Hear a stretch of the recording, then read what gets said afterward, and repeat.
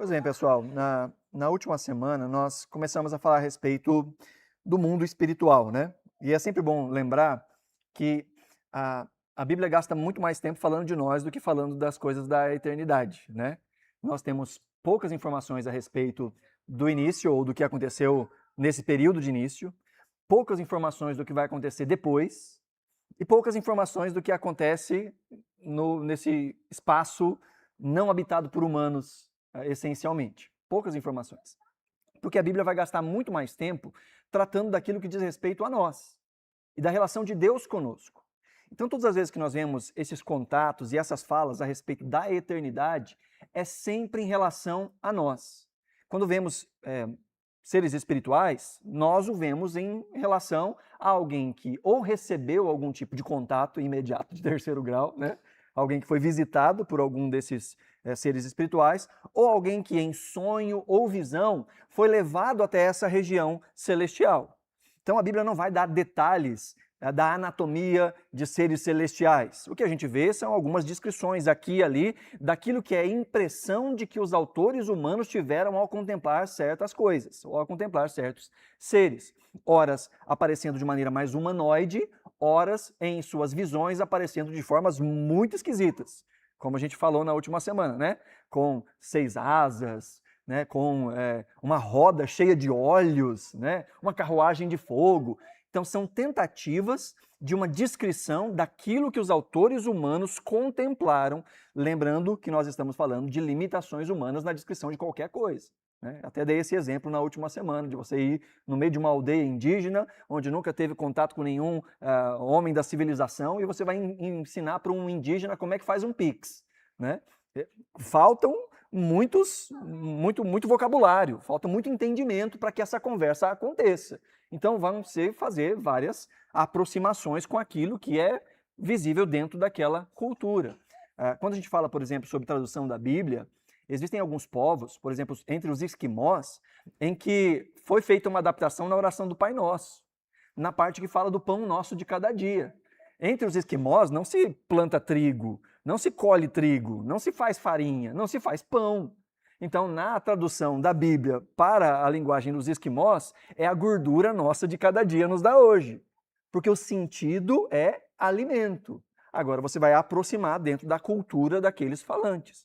Então, quando nós lidamos com humanos que tiveram uma experiência transcendental, sobrenatural, espiritual, eles vão descrever aquilo que eles viram dentro das categorias que eles têm. Talvez nós, ao vermos a mesma coisa, descreveríamos de uma outra forma, porque hoje nós temos mais categorias e mais coisas com as quais a gente pode comparar. Eu dei esse exemplo também na última semana, que o autor do Evangelho, quando fala que Jesus estava lá no Monte da Transfiguração, diz que as suas roupas ficaram tão brancas que nenhuma lavanderia ou nenhum lavandeiro conseguiria deixar uma roupa tão branca. Né? Se todo branco fosse assim. Então, se a gente pensasse em outras categorias, reluzente, brilhante, talvez palavras que faltavam para aqueles autores humanos. Nós falamos de terceiro céu, nós falamos de algo que está em cima. Na nossa cultura, talvez nós falaríamos em outra dimensão, porque nós estamos falando de mundos que ao mesmo tempo, e aqui essa imagenzinha nos ajuda a pensar nisso, mundos que ao mesmo tempo são distintos, de alguma forma eles se sobrepõem, de alguma forma eles se tocam. O apóstolo Paulo vai dizer que a nossa luta não é contra a carne ou contra o sangue, mas contra principados, potestades e dominadores do ar. Ele está falando de coisas espirituais. De alguma forma nós temos uma relação, nós humanos, físicos, materiais, temos uma relação com essa dimensão espiritual. Assim como as coisas que acontecem nessa dimensão espiritual, de alguma forma, afetam o nosso dia a dia, afetam a nossa vida. Existe uma batalha espiritual que acontece. E ela acontece nessas regiões celestiais, ou nessa dimensão espiritual, mas de alguma forma ela também toca a nossa vida prática e a nossa vida humana. Como é que isso funciona de maneira completa? Nós não vamos ter todas as respostas, porque, de novo, a Bíblia gasta mais tempo descrevendo não o antes nem o depois, mas o agora. Falando muito mais do nosso tempo presente debaixo do pecado e na relação agora reconstruída por Cristo, na nossa relação de seres humanos pecadores com acesso a Deus, do que dizer exatamente quais são os trabalhos que nós vamos ter na eternidade. Quais são as casas que nós vamos habitar na eternidade? Quais são as frutas que tem? Quais são os animais? Deus vai criar novos animais? Deus vai pegar os animais que morreram aqui e eles vão ressuscitar lá? A Bíblia não fala nada sobre essas coisas. Ela só fala que no novo céu, na nova terra, nós vamos estar lá. Nós vamos trabalhar. Nós vamos comer e vai ter bicho. Que bicho? Não faço ideia. Né? Então a Bíblia não gasta tempo com as nossas curiosidades. Óbvio que a gente vai tentar aqui e ali, né, responder o máximo que a gente consegue. E o que a teologia sistemática vai fazer é olhar para a Escritura como um todo e tentar pensar essas coisas que são colocadas aqui e ali e tentar trazer tudo dentro de uma lógica para a gente conseguir condensar o máximo possível que a gente consegue de informações sobre determinado tema. Esse estudo que nós estamos fazendo está nessa área de angelologia, né, que não fala apenas do estudo de anjos, né, nem de ângelos, estudo de anjos, querubins, seres espirituais. Podemos falar inclusive de Satanás, de seus demônios, que também não deixam de ser anjos nesse sentido criacional, mas aí a gente entra para uma parte também que é chamada de demonologia, que é falar a respeito especificamente desses anjos caídos. Então a gente vai tocar um pouco em cada um desses lugares, mas sempre nesse espaço de entender as nossas limitações. E a gente terminou o nosso último encontro falando de Deuteronômio 29 e 29. As coisas reveladas pertencem a nós e aos nossos filhos para todo sempre, mas as ocultas pertencem a Deus. Deus, de maneira tão graciosa, nos deu alguns lampejos, abriu, rasgou a eternidade para a gente conseguir olhar um pouquinho lá dentro o que tem. Né? E a gente vai tentar fazer essa observação a partir da Escritura. Quando vemos Gênesis 1:1, dizendo que Deus criou no princípio céus e terra, a ideia são esses espaços de habitação. Né? A gente não vai gastar muito tempo com isso, que já fizemos isso em um outro momento, mas o versículo 1 de Gênesis é o resumão dos 7 dias da criação. No princípio criou Deus os céus e a terra. E a terra era sem forma e vazia, enquanto Deus está criando ela. Aí dia 1, dia 2, dia 3, dia 4, dia 5, dia 6, dia 7, Deus descansou. Então, em algum ponto dessa história da criação, Deus também criou esse mundo espiritual, esse mundo celestial. Entre o dia 1 e o dia 6 isso aconteceu. No dia 7 não, porque no dia 7 Deus descansou. Então, entre o dia 1 e o dia 6, Deus criou. Muito provavelmente antes dessa relação, obviamente, com o ser humano. Porque a gente vai ver Satanás interagindo com o ser humano já no jardim. Então, a queda aconteceu nesse período, desde a criação até o ser humano chegar ali no jardim e cultivar o jardim. Também a cronologia vai nos fugir. Mas, pois bem, vamos pensar nisso. Nesses dois reinos, o reino da humanidade e o reino celestial. Nós vemos na Escritura que esse reino espiritual, ele é densamente povoado. O mesmo Deus criador, que criou seres humanos e criaturas para esse mundo físico e material, também criou seres para esse mundo espiritual. Criaturas, porque também são criados por Deus. Não são autoexistentes, não são eternos, não estavam lá desde o princípio. Somente Deus está desde o princípio. Somente Deus é eterno. Somente a Trindade Santa é eterna.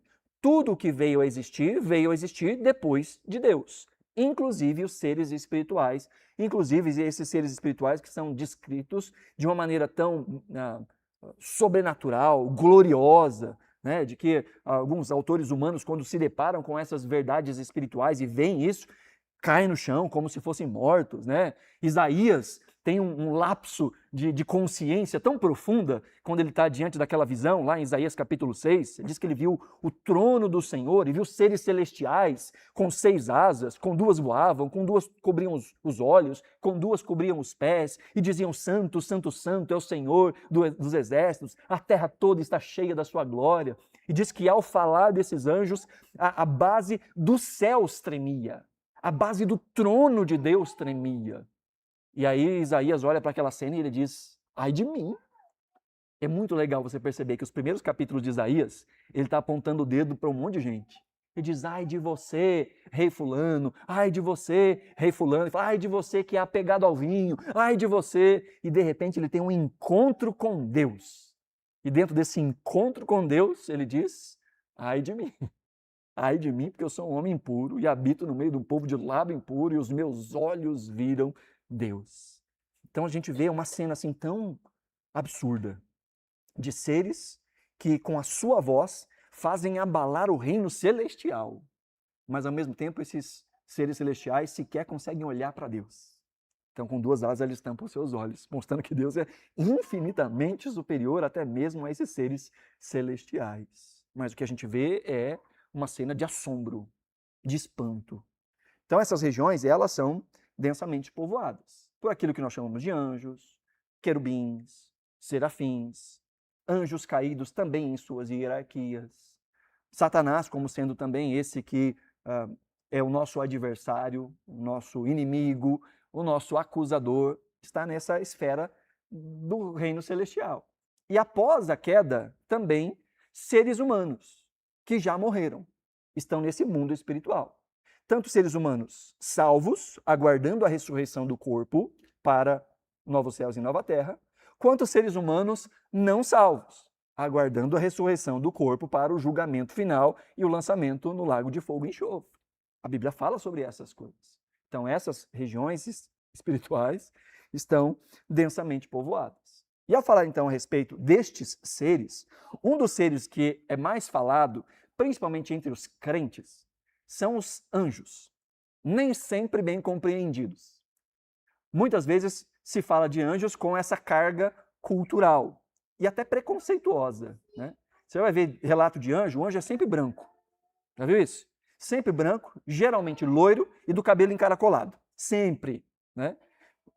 E pensar que a Bíblia, quando foi escrita num contexto de Oriente Médio, em que ver gente branca era muito difícil. Era impossível você ver gente branca no Oriente Médio. A galera, no mínimo, tostada do sol, não é? E aí as pessoas têm, e a gente vai ver um pouco mais à frente, ao se encontrar com estes seres, às vezes os chamam de homens. Então os identificam como sendo parte deles mesmos, né?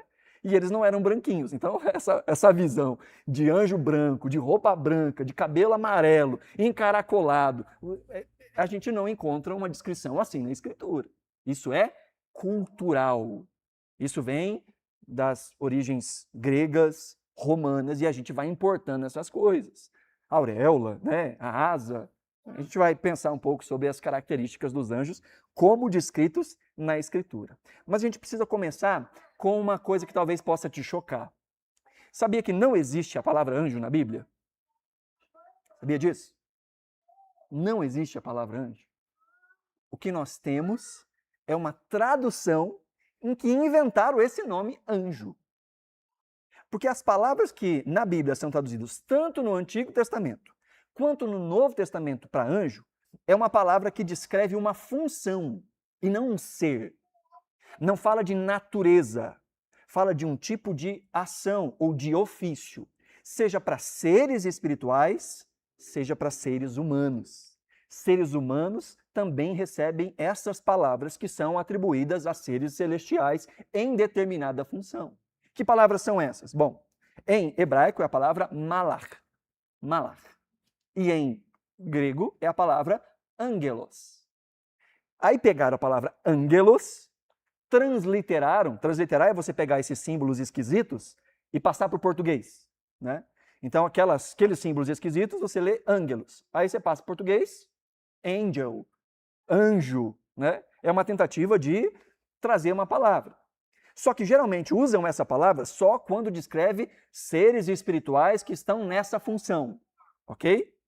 Em outros momentos, quando essa palavra aparece em relação a seres humanos, fala-se de mensageiros, tanto em grego quanto em hebraico. Ou seja, queridos, literalmente, a palavra anjo significa carteiro, mensageiro, né? É o sedex espiritual.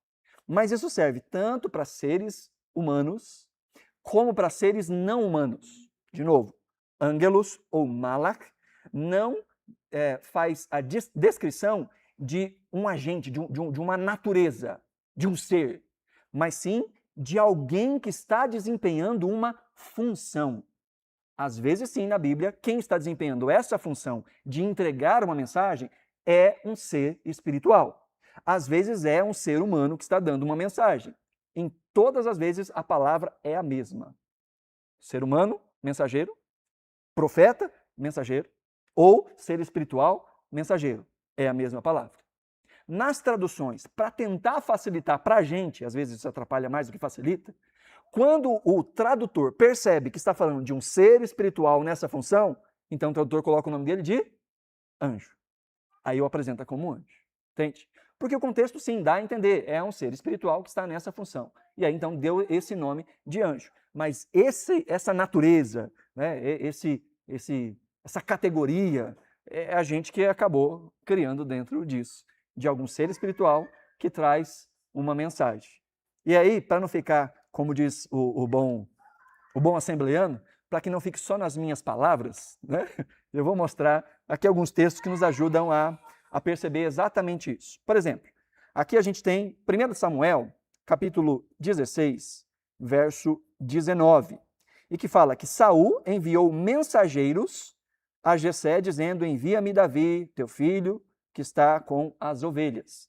Aqui a palavra é malachim, que é o plural de malar, né? In é o plural masculino, ou seja, mensageiros. É exatamente o plural. Então aqui o texto foi traduzido por mensageiros, porque o texto está falando de Saul chamando homens para que sejam mensageiros para chegar até Jessé, dizendo: manda o teu filho para cá.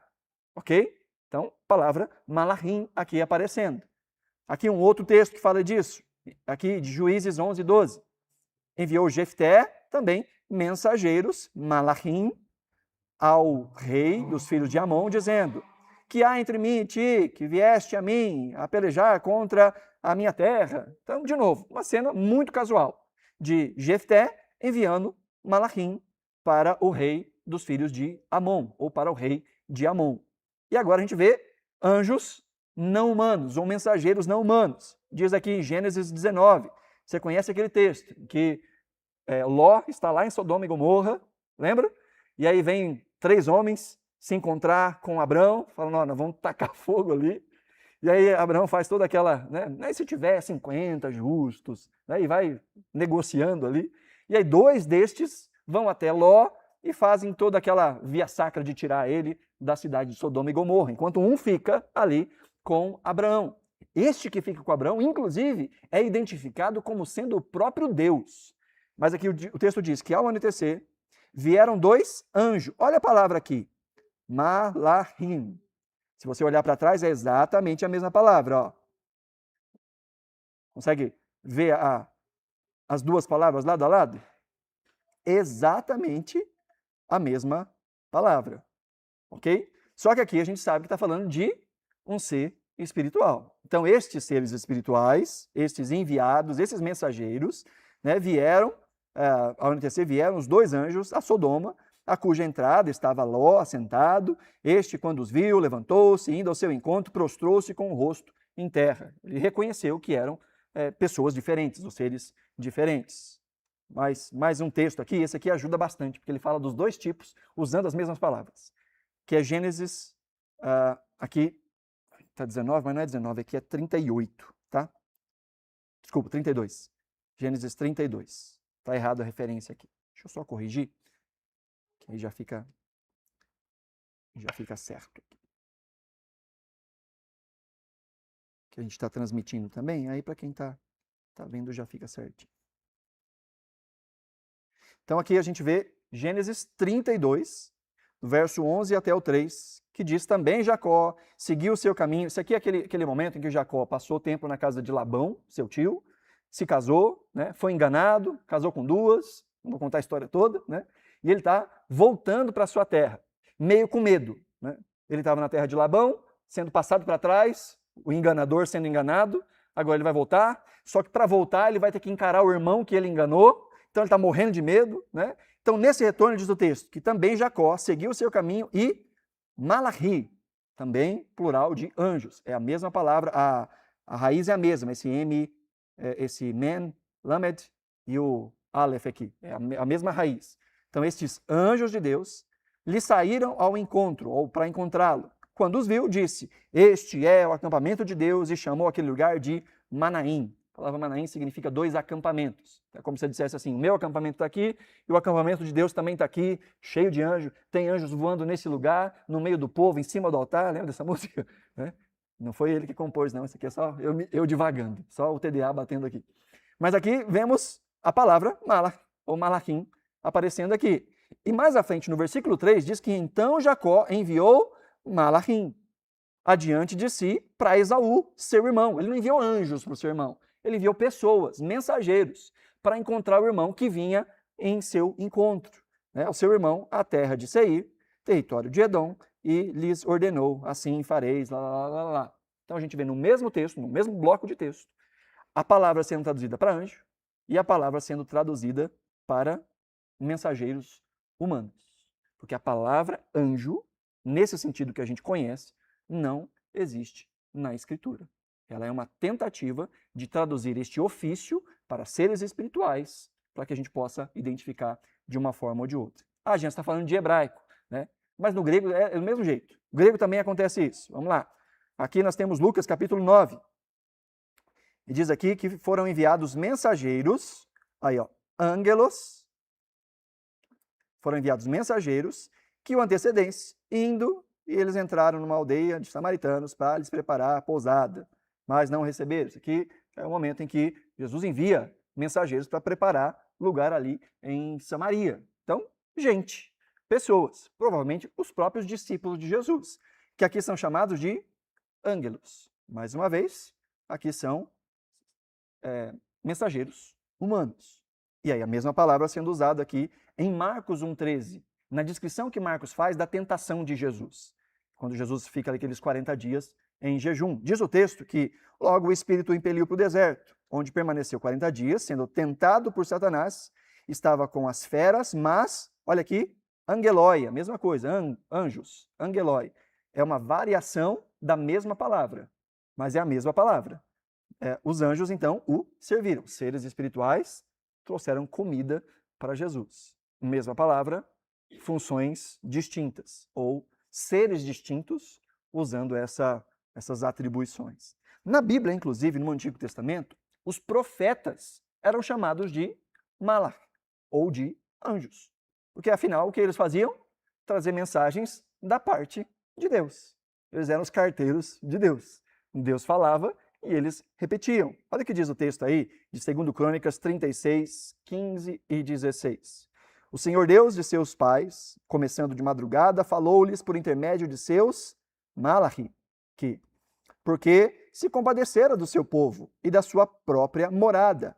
Eles, porém, zombraram dos seus malachi, zombraram dos seus mensageiros, desprezaram as palavras de Deus e mofavam dos seus profetas, até que subiu a ira do Senhor contra o seu povo e não houve remédio algum.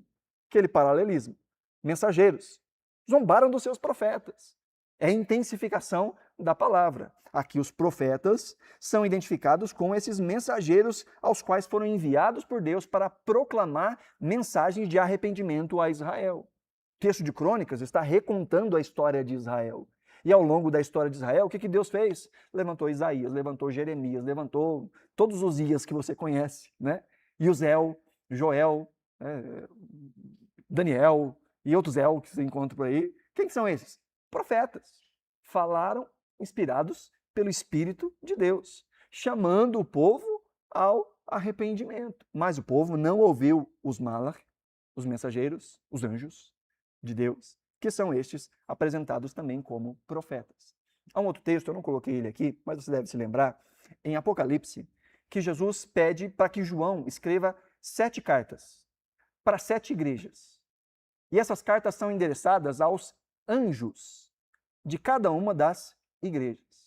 A interpretação mais comum é que esses anjos são os pastores da igreja. Ou seja, o pastor é um anjo, né? Um santo. Você fala assim, meu pastor é um anjo. A ideia é estes que transmitem a palavra. Assim como no Antigo Testamento, Deus falava por meio de profetas e eles eram chamados de anjos. No Novo Testamento, Deus fala também com o seu povo, por meio de anjos. Não só pastores, porque os pastores não falam uma mensagem que é propriamente sua, ou uma inspiração que é sobrenatural desses termos estranhos que eram no Antigo Testamento. Hoje nós falamos a partir da Escritura. Hebreus diz, Hebreus capítulo 1, que antigamente Deus falou por meio de muitas formas com os nossos pais, mas que nestes últimos tempos Ele nos fala por meio do seu Filho. Ele nos fala por meio de Jesus, pelo ensino de Jesus, pela vida de Jesus, por aquilo que os apóstolos deixaram registrado sobre Jesus. Então hoje, neste ponto que nós temos da revelação, nós podemos simplesmente abrir a Bíblia e Deus fala conosco a partir da revelação que Ele já nos deu. Mas nós estamos falando de um tempo em que essa revelação progressiva ainda estava se mostrando, em que Deus usava meios não convencionais, né, para falar com o povo, usando pessoas específicas que eram reconhecidos como próprios arautos de Deus. Mas no Novo Testamento nós vemos essa intermediação que acontece inclusive por toda a igreja. Toda a igreja é chamada a apacentar uns aos outros, a ensinar uns aos outros. Todos nós temos acesso a essa palavra, a essa revelação de Deus. E quando cada um de nós abre a Bíblia e fala das verdades bíblicas, nós estamos atuando como anjos de Deus. Gente, se a gente entendesse isso, a preciosidade que é isso, que Deus trabalha na nossa vida ainda hoje por meio de anjos. E eu não posso negar que Deus pode inclusive usar anjos sobrenaturais que a gente não sabe. E eu conheço inúmeras histórias, talvez você conheça inúmeras histórias, de gente que fala assim, eu nunca mais vi aquela pessoa. Aquela pessoa estava no lugar certo, na hora certa, fez a coisa certa e eu nunca mais vi. Deus pode usar seres espirituais ainda hoje? Com certeza, Deus tem todo o poder de fazer isso. Mas Deus também pode usar os seus enviados, os seus anjos, nós. Como diria aquele meme, nozes, né? Deus pode enviar nozes como anjo na vida de alguém, para proclamar uma palavra ou para agir como os anjos sobrenaturais agiram no Antigo e no Novo Testamento. Então Deus continua trabalhando com anjos. Infelizmente, na nossa cultura evangélica, a relação com anjos ela é muito complicada. Porque nós não vemos em nenhum momento a Bíblia nos dizendo para dar ordem a anjos, para orar a anjos. A Bíblia nunca fala sobre isso. Todas as intervenções de anjos na vida de seres humanos são mediadas, são guiadas, são iniciadas por Deus. É Deus quem dá ordem. É Deus quem fala. É Deus quem manda. Não é a gente que pede, Senhor, põe seus anjos aqui. Tem a música, né? Senhor, se você quiser, tudo bem, mas Deus põe se Ele quiser, se Ele não quiser. E se Ele não quiser, não é pedir que vai mudar isso. Porque é Deus quem dá ordem aos anjos. É Ele que fala, é Ele que age para que seres sobrenaturais, de alguma forma, intervenham na nossa relação neste mundo. Agora, nós vivemos numa sociedade cristã e evangélica cultural que fala muito dessa relação de manda um anjo, envia um anjo, eu estou vendo um anjo, dá ordem a um anjo. Né? E a gente, anjo da guarda. Inclusive, em Colossenses, a gente vai ver um pouquinho mais à frente, havia um tipo de espiritualidade que era exatamente essa amálgama de cristianismo, leis profundamente judaicas e relação esquisita com anjos. Paulo fala, tem uma galera aí que está arrotando santidade, dizendo que é grande coisa, porque tem contato com anjos. Paulo fala isso lá em Colossenses. A gente está cultuando anjos, está orando para anjos. Essa era a heresia dos colossenses. Então veja, a gente está imerso numa cultura secularizada e de um cristianismo que é secularizado. E por que um estudo como esse é importante? Gente, por que eu preciso saber de seres espirituais? Qual a prática disso? Primeiro, para a gente não cair em qualquer marmota que aparece por aí. A gente toma muito cuidado, para a gente não ser levado pelos modismos desse mundo, que a gente não encontra base bíblica. Infelizmente, muito da nossa prática evangélica brasileira é muito mais pautada em eu acho, eu sinto, do que a Bíblia diz, está escrito, ou algo que é revelado nas páginas da Escritura. Por isso que nós somos chamados a ser como os bereanos, que ouvem as coisas, que prestam atenção nas coisas, mas que conferem na Escritura todos os dias para ver se as coisas são de fato assim. Então aqui os profetas são chamados de anjos. E quando a gente pensa então sobre a ação desses anjos, qual é a função desses anjos descritas na Escritura? Bom, uma a gente já viu de maneira muito clara, né, que é trazer alguma mensagem. A gente vê, por exemplo, aqui Lucas capítulo 1, verso 11 a 13, falando que eis que um ângelos do Senhor apareceu em pé à direita do altar do incenso, vendo Zacarias, esse aqui é o Zacarias pai do João Batista, que até esse ponto não sabia que a esposa estava grávida, até duvidou que a esposa ia estar grávida, e ficou mudo, lembra de toda a história? Ele vê um anjo, e esse ângelos, o que vem fazer? Vendo, Zacarias turbou-se, ou então ficou com medo, atemorizado, e apoderou-se dele grande temor. Disse-lhe, porém, o anjo: Zacarias, não temas, porque a tua oração foi ouvida, e Isabel, tua mulher, te dará à luz um filho, a quem darás o nome de João. Em ti haverá prazer e alegria, e muitos, e aí ele continua o texto, né? Então, o que esse anjo, o que esse ângelos da parte de Deus veio fazer? Trazer uma mensagem, uma anunciação da parte de Deus. Uma mensagem sobrenatural, que inclusive está envolvida com o próprio nascimento de Jesus. O cumprimento messiânico das profecias do Antigo Testamento. Tanto que esse não é um anjo qualquer. A gente vai ver depois as categorias. Esse aqui não é um cara qualquer que aparece, não. Também não é um cara qualquer que aparece lá para Maria. Fala, Maria, o Espírito Santo vai repousar sobre ti, vai te cobrir com as suas asas e você dará à luz um filho. Mas eu nunca tive relação com homem algum. Então a sombra do Altíssimo vai te cobrir e aquele que será nascido de você é santo de Deus. Né? Quem fala isso? Um anjo. Agora, um anjo espiritual. Né? Agora, um mensageiro celestial. E, de novo, não é qualquer mensageiro. Então, dentre as funções dos anjos, a principal e a primeira que a gente mais vê nas Escrituras é que os anjos trazem mensagem. Ou esses ângelos, malach, trazem mensagens em nome de Deus. Tanto os humanos quanto os espirituais. Né? Mas aqui a gente vai falar agora, a partir de agora, só dos espirituais. E a gente continua usando essa nomenclatura de anjo só para não confundir muito a nossa cabeça, tá? Então, esses mensageiros espirituais, esses anjos, têm como função principal trazer uma mensagem da parte de Deus. E nós vemos eles aparecendo principalmente em contextos. Não é, você vai casar, sabe? É aquilo que não é só individual. As mensagens de Deus sobrenaturais sempre envolvem muito mais que o indivíduo. Depois, leia com calma as Escrituras, você está na sua leitura anual da Bíblia, né? Você vai ler a Bíblia todo esse ano, sei que esse é um das suas metas desse ano, né? Leia com bastante atenção a Escritura. Quando coisas sobrenaturais acontecem, elas não são simplesmente para pontuar a vida de um indivíduo, mas algo que envolva muito mais que o indivíduo. O futuro de uma nação, o futuro de Israel, a sequência da linhagem messiânica. Então Deus age sim de maneira sobrenatural. Às vezes as pessoas esperam que o sobrenatural aconteça como a gente escova o dente pela manhã, né? Só um detalhe, se acontecesse direto, não se chamaria sobrenatural, né? Se chamaria natural. Se acontece o tempo todo, não é sobrenatural. Sobrenatural é algo que está acima do natural. Algo que é extraordinário, algo que não é ordinário. E porque é extraordinário, acontece em ocasiões especiais para fins especiais. Lembrei de outro meme, a cabeça vai longe, né? Para pessoas especiais. Vai acontecendo essas coisas. Então, todas as vezes que a gente vê essas manifestações, elas envolvem muito mais que o indivíduo. Porque, de novo, na nossa cultura espiritual, religiosa, brasileira, tem gente esperando anjo aparecer para dizer se vai trabalhar no outro dia. Se escolhe aquela vaga de trabalho, se não escolhe aquela vaga de trabalho. Achando que, né, o correio de Deus não tem nada para fazer, né, que os servidores públicos celestiais não tem nada para fazer. Então manda um anjo, Senhor, para falar se essa é a mulher com que eu vou casar ou não, esse é o homem que eu vou casar ou não, se eu faço esse curso ou se eu faço aquele outro curso, manda um anjo, né, tentando tirar um pouco da sua própria responsabilidade, de buscar nas Escrituras os padrões pelos quais a gente julga a vida, e a partir dos padrões pelos quais a gente julga a vida, tomamos decisões sábias, acertadas e pagamos o preço pelas nossas decisões. Quanto mais inteligentes, melhor. Quanto menos inteligente, mais a gente sofre o dano.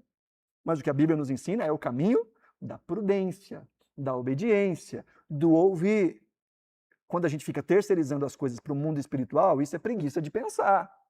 Isso é preguiça de tomar responsabilidade, porque é muito melhor eu dizer para você, mas eu passei por aquela porta, eu aceitei aquele concurso, porque um anjo me apareceu de noite e disse que era. Porque se der ruim, a culpa não é minha, a culpa é do anjo. Foi o anjo que me enganou. Então no final não era um anjo de Deus, era um anjo do diabo, o enganador. E aí a gente vai terceirizando as nossas responsabilidades. Então, numa cultura evangélica brasileira de terceirização das responsabilidades e que ninguém quer assumir o protagonismo da sua espiritualidade, é muito mais fácil a gente delegar tudo para os anjos. Ou a gente coloca as coisas na conta dos anjos, ou coloca as coisas na conta dos demônios. Olha, eu falei uns palavrão, o diabo me tocou. Olha, as minhas finanças estão um caos. Não é eu que sou desorganizado.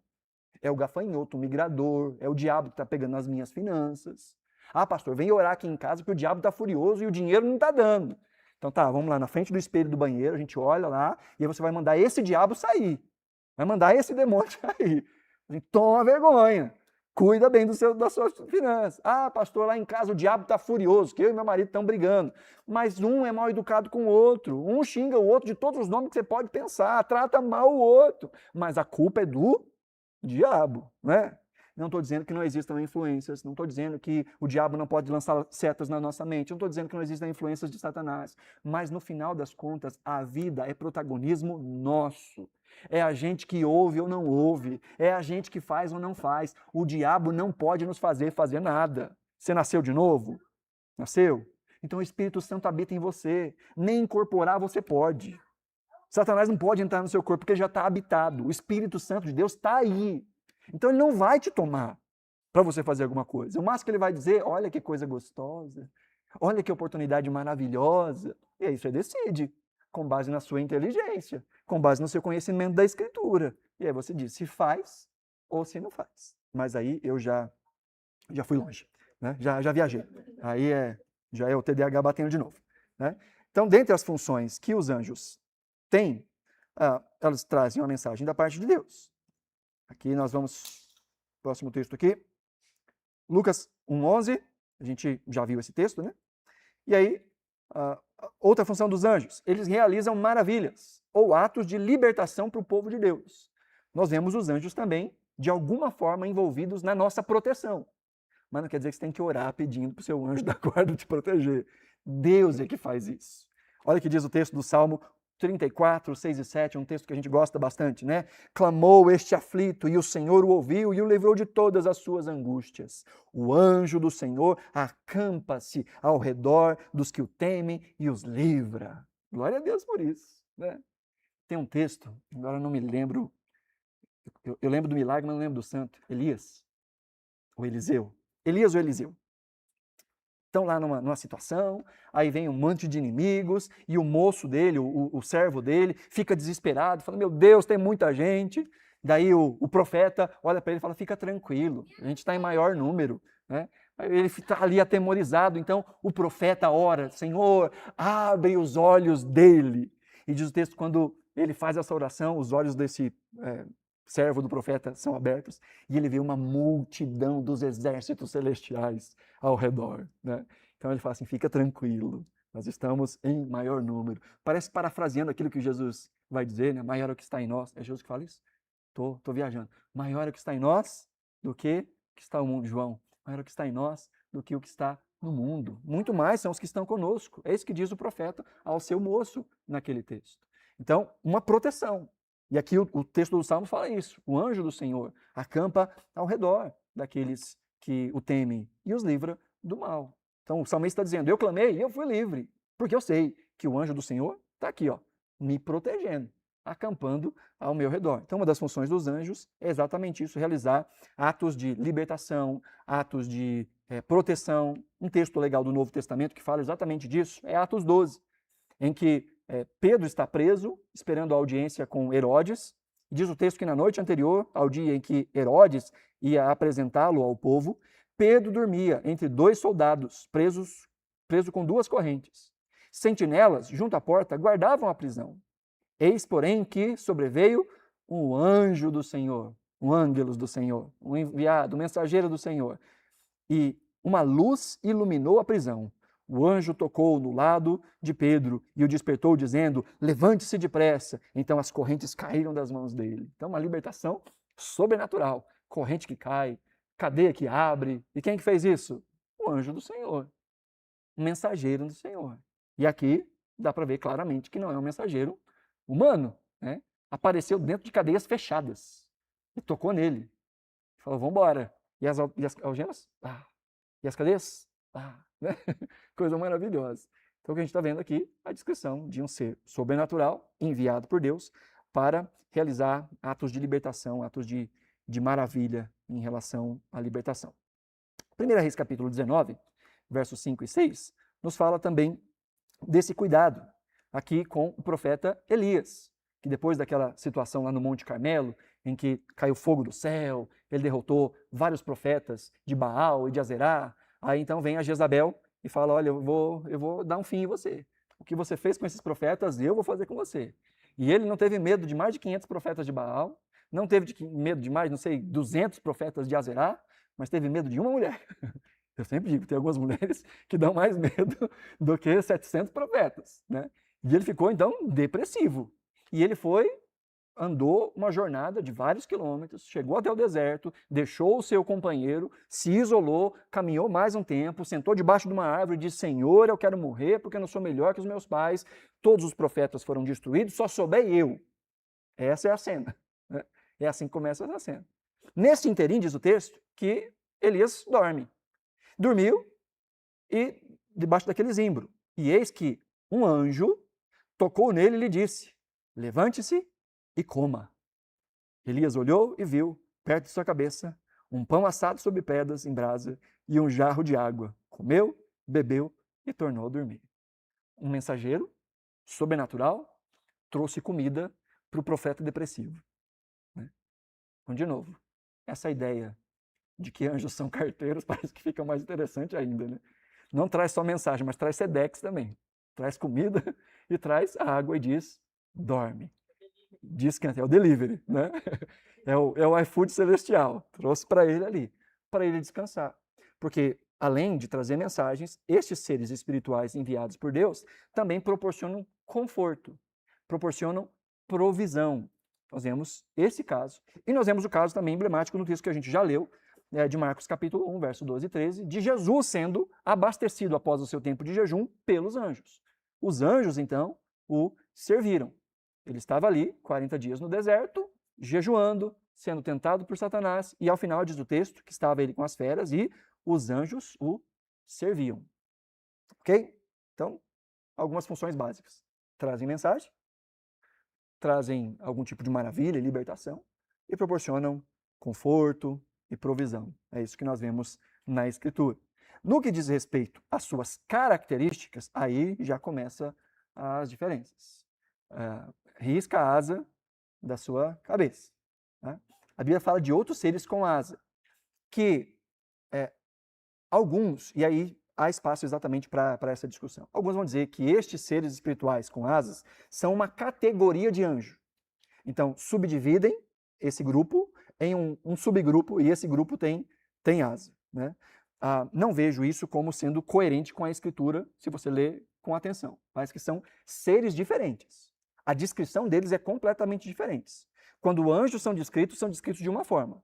Quando seres que voam são chamados de querubins e serafins, são descritos com outros nomes, são descritos em outros lugares, são descritos com outras funções e são descritos com outras aparências.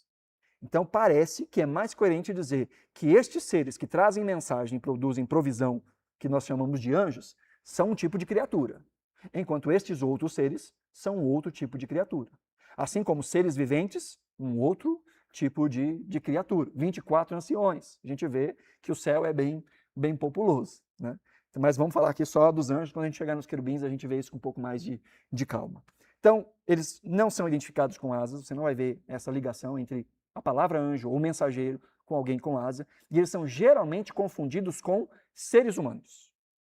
Na interação espiritual humana, ou seja, quando eles são enviados por Deus e encontram seres humanos, eles são confundidos com homens comuns. Eles são vistos de maneira diferente, mas ainda assim sem asas, quando seres humanos são levados para esse lugar celestial, em visão, em sonho. Então aí o que eles veem é uma outra coisa, tá? Mas a gente vai ver isso um pouquinho mais à frente.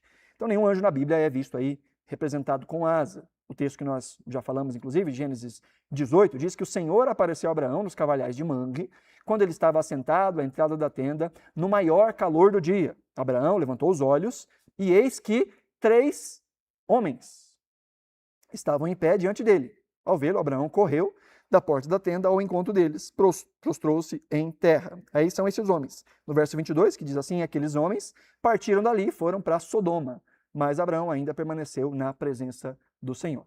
3 homens vieram, são identificados como homens. Desses 3, 2 descem até Sodoma e Gomorra, fazem o resgate, né, de Ló, fazem a operação resgate de Ló, também de uma maneira mirabolante.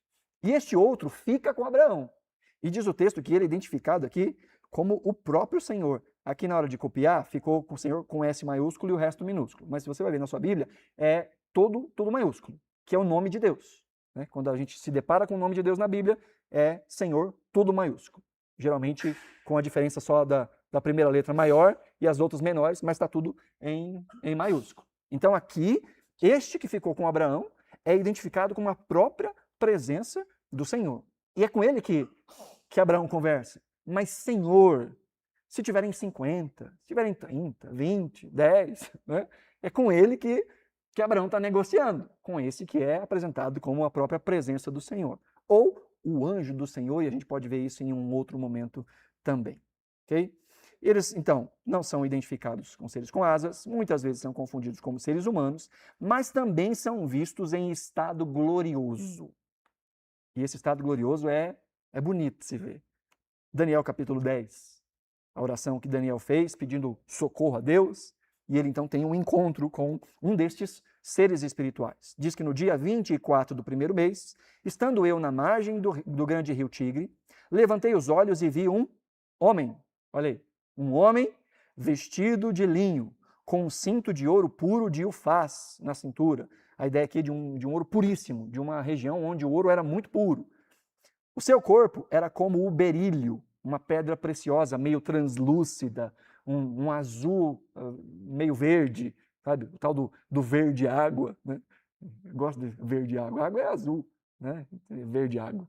É um azul assim meio translúcido. Essa é a ideia do berílio. Né? Então, seu corpo parece que ele não era completamente opaco. Parece que ele está emanando luz. O seu rosto parecia um relâmpago. Os seus olhos eram como tochas de fogo. Os seus braços e os seus pés brilhavam como bronze polido. Né?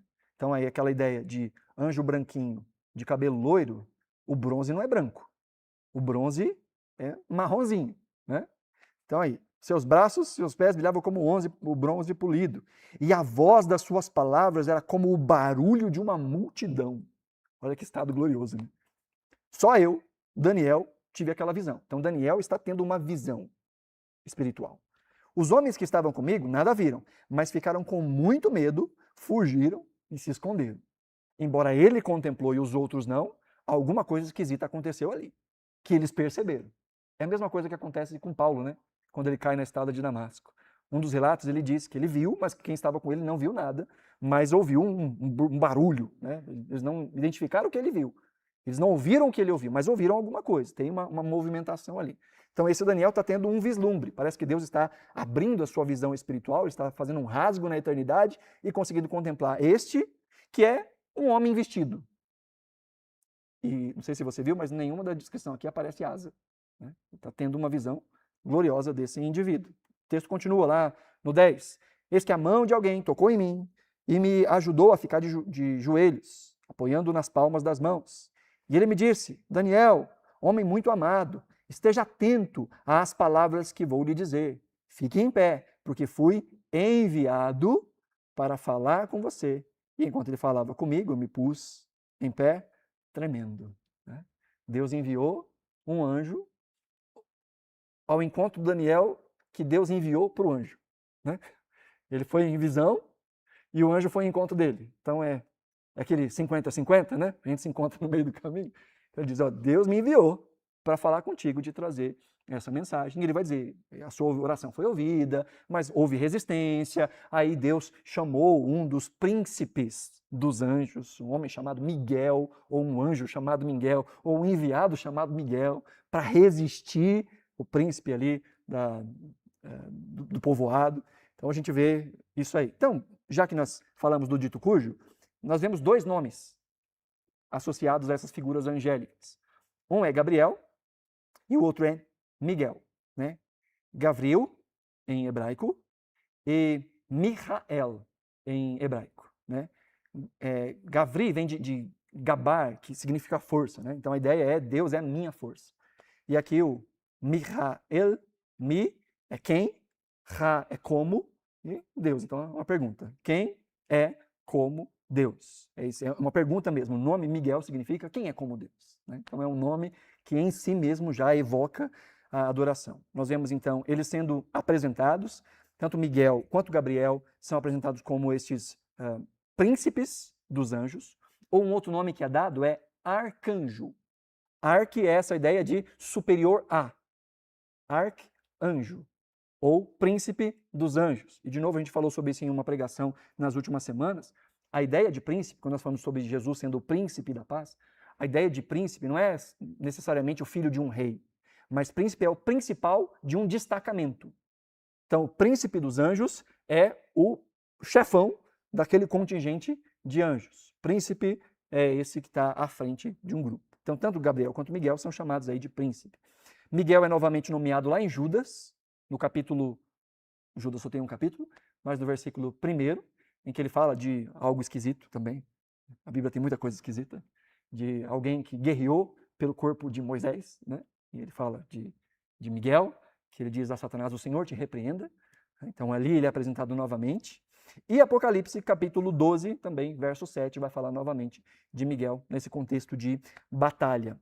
E Gabriel vai aparecer em Lucas 1,19 e 1,26, fazendo essas anunciações, né? A João Batista, sobre João Batista e sobre Jesus, falando com Zacarias e falando com Maria. Então, parece que não era qualquer anjo que podia trazer essas notícias, né? Tem que ser um príncipe dos anjos. Então tem que ser o do alto escalão, tem que ser o supervisor do supervisor do supervisor, para trazer uma notícia tão importante. E é provável aqui, eu até fiz uma anotação, é provável que Paulo esteja se referindo a um destes anjos, ou um desses grupos, chamados de arcanjo, lá em 1 Tessalonicenses 4,16, quando ele fala de chefe de anjos, ou de também, outras traduções trazem arcanjo, mas que pode ser ou Miguel, ou Gabriel, ou alguém que faz parte do mesmo patamar administrativo do reino celestial. Né? Aí Hebreus capítulo 13, já está terminando, verso 1 e 2, diz, sejam constantes no amor fraternal, não se esqueçam da hospitalidade, pois alguns, praticando-a sem o saber, acolheram anjos. Alguns sem saber, acolheram anjos. É possível que o autor de Hebreus, e essa é a interpretação mais comum, esteja falando do exemplo de Abraão, né, que Abraão acolheu anjos, mesmo sem saber, e depois o autor, ao descrever essa cena, vai trazer esses contornos mais fáceis da gente entender. Mas Abraão, enquanto estava ali, pode não ter percebido. Então, essa é a explicação mais comum. Ou então pessoas que também receberam anjos na sua casa e podem continuar recebendo anjos na sua casa. Ele está falando sobre hospitalidade. Assim, você não sabe quem você recebe na sua casa. Então, seja hospitaleiro. Às vezes você pode estar dando abrigo para um anjo e nem percebe. E também, de novo, a gente traz isso de uma maneira humana também. Pessoas enviadas por Deus, mensageiros de Deus. E quantas vezes?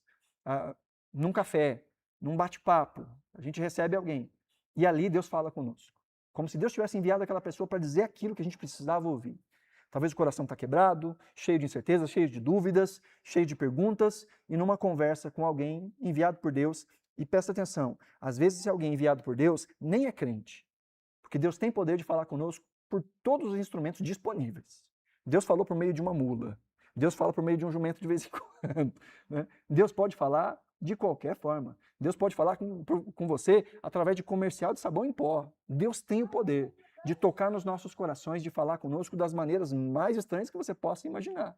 De uma maneira ordinária, Deus fala conosco por meio da sua palavra. Deus fala conosco através das escrituras.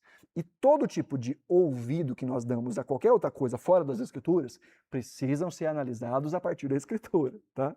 Não é qualquer coisa, sentir no meu coração. Cuidado, que a Bíblia diz que o coração do homem é enganoso. Cuidado, há caminhos para o homem que parecem caminhos de paz, para a mulher também, mas no final são caminhos de morte. Então não confie no seu coração. Busque a Deus. Peça assim que Deus traga paz ao seu coração em determinadas circunstâncias. Peça assim que Deus traga turbulência ao seu coração quando você estiver diante de uma situação e aquilo não for da vontade de Deus. Pode pedir, pode orar, mas confie na palavra de Deus. Submeta as coisas à palavra de Deus. E aqui ele está dizendo então que alguns, sem perceber, trouxeram para dentro da sua casa mensageiros. Mensageiros, e aqui mensageiros da parte de Deus, anjos. E aí a gente pode pensar também nos anjos humanos, né?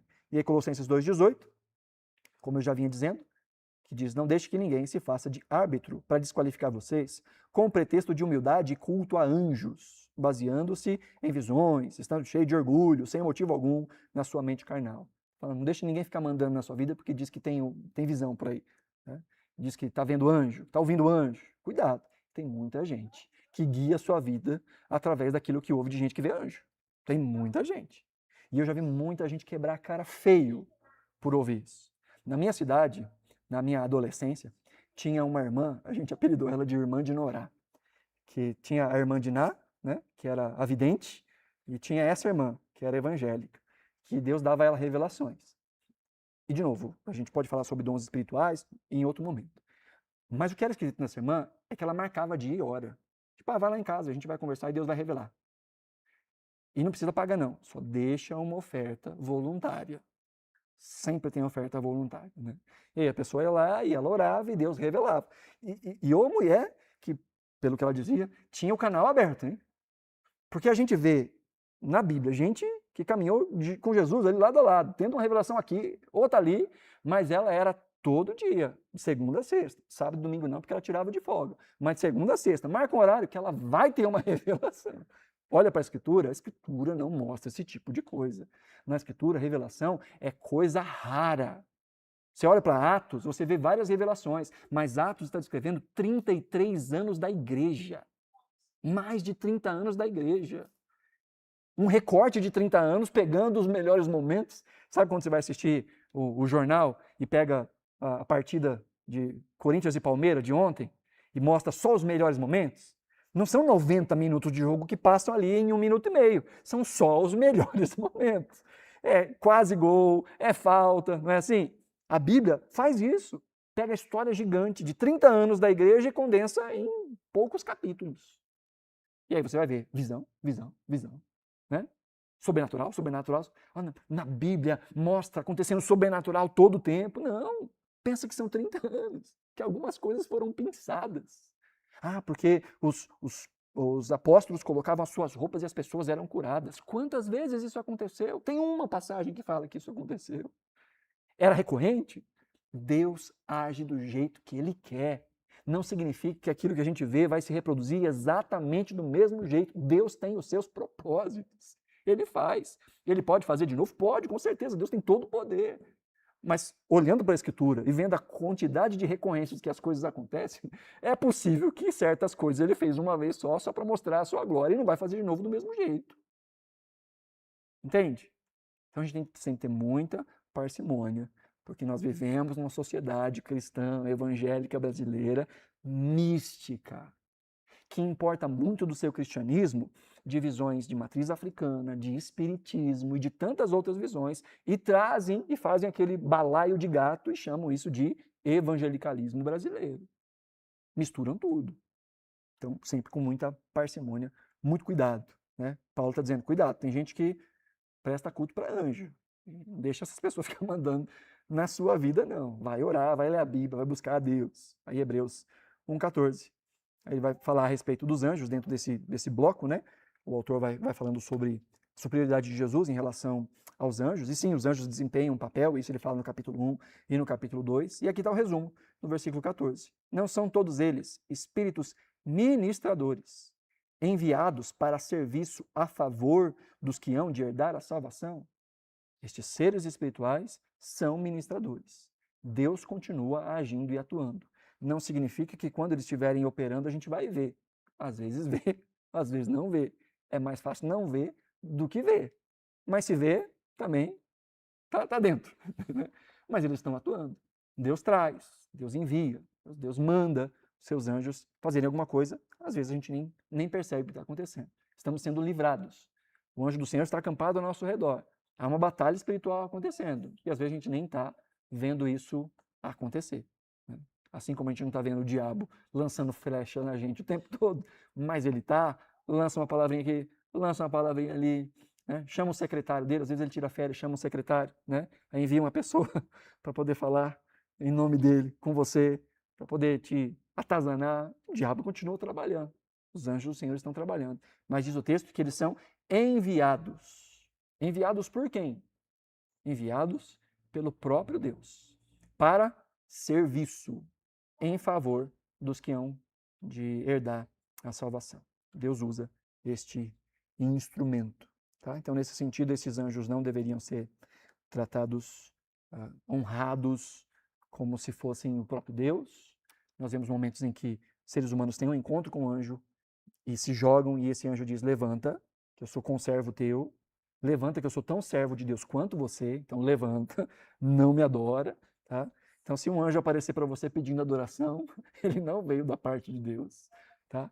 Quem diz tudo te darei se prostrado me adorares não é Deus, não é anjo de Deus, é o Oto, é o cão, é o capeta, que oferece coisas em troca de adoração. Na Bíblia nós vamos encontrar no Antigo Testamento também a figura, e no Novo Testamento também, a figura de deuses, com Deus minúsculo, com D minúsculo, né, que falam desses seres espirituais que acabam ocupando no coração de indivíduos o lugar que deveria ser o lugar de Deus. Mas isso é papo para um outro momento, tá? Então, síntese espiritual, ou final, anjos são seres criados, anjos estão a serviço dos que hão de herdar a salvação, anjos são guiados por Deus, coordenados por Deus, mandados por Deus, é Ele que manda os anjos agirem, e eles agem trazendo mensagem, eles agem trazendo conforto, eles agem em batalha, mas sempre de maneira sobrenatural e extraordinária. E também Deus usa pessoas, e essas pessoas recebem o mesmo título.